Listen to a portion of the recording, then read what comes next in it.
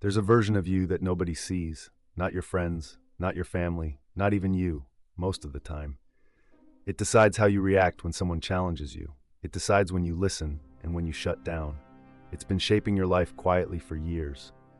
Psychologists call it the ego. But what it actually is more interesting than that word suggests. Let me ask you something. Have you ever been in a situation where someone criticized you, and immediately you felt the urge to defend yourself? Maybe you explained why they were wrong. Maybe you felt angry. Maybe you replayed the conversation in your head later. Why does that happen? Why do we feel personally attacked when someone questions us? Think about that for a moment. Because what you felt was ego.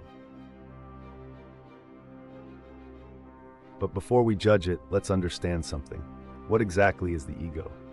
Most people think ego means arrogance or pride. But psychologically, ego is simply your sense of identity, your name, your personality, your beliefs about who you are. If someone suddenly said, "You are not intelligent," would that bother you?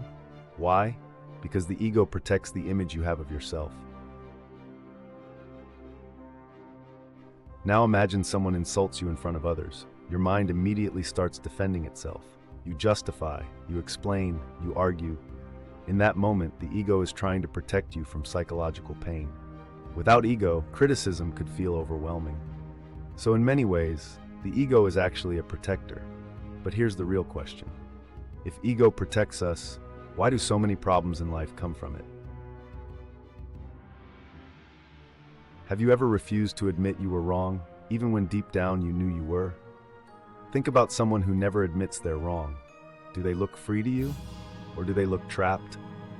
That's what the ego does when it goes unchecked, because the ego is not trying to find truth. The ego is trying to protect its image. It wants to appear right, strong, important. So instead of learning, we defend. Instead of listening, we argue. And slowly, the ego stops being a protector and becomes a prison. Most people never realize they're inside it. Next time someone criticizes you, just observe your reaction. Don't immediately defend yourself. Just notice what happens inside your mind. Do you feel anger? Do you feel the urge to prove yourself? That reaction is the ego protecting its identity. The moment you see that clearly, something interesting happens. You create a small space between you and your ego. And in that space is where change actually begins.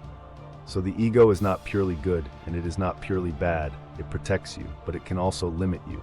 The key is not destroying the ego, but seeing it clearly. Think about your life.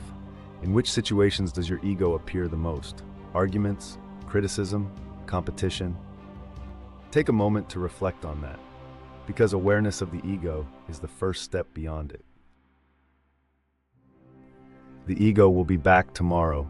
It'll show up in a conversation, in a moment of criticism, in a quiet defensiveness you almost don't notice. And when it does, just watch it. That's all. Just watch it.